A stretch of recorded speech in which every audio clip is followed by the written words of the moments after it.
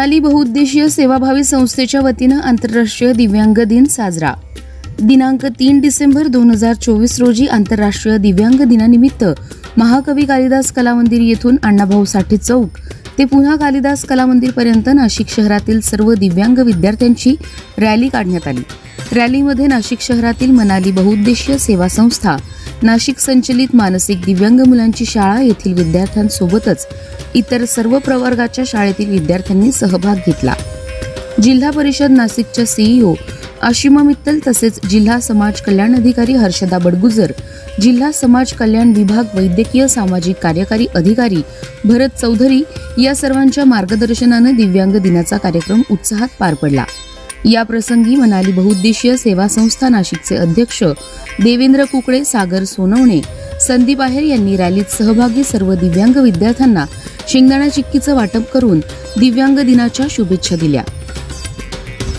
नमस्कार, मी मुख्याध्यापिका ज्योती गायकवाड, मनाली बहुउद्देशीय सेवा संस्था संचलित मानसिक दिव्यांग मुलांची शाळा।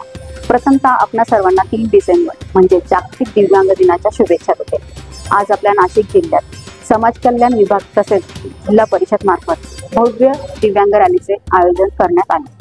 या प्रसंगी माननीय आशिमा मित्तल मॅडम उपस्थित होत्या, तसेच जिल्हा समाज कल्याण अधिकारी माननीय हर्षदा बडगुजर मॅडम व भरत चौधरी सर यांच्या मार्गदर्शनाने उत्साहात आजचा कार्यक्रम पार पडला। दिव्यांग व्यक्ती हा आपल्या समाजाचा अविभाज्य भाग आहे।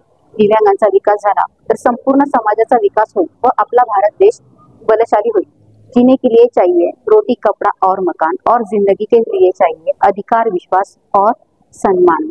या प्रसंगी मनाली बहुउद्देशीय सेवा संस्था नाशिकचे अध्यक्ष श्री देवेंद्र कुकडे तसेच श्री संदीप अहिरे व श्री सागर सोनवणे सर उपस्थित होते। पुनश्च मी ज्योती गायकवाड आपल्या सर्व दिव्यांग बांधवांना दिव्यांग दिनाच्या खूप खूप शुभेच्छा देते।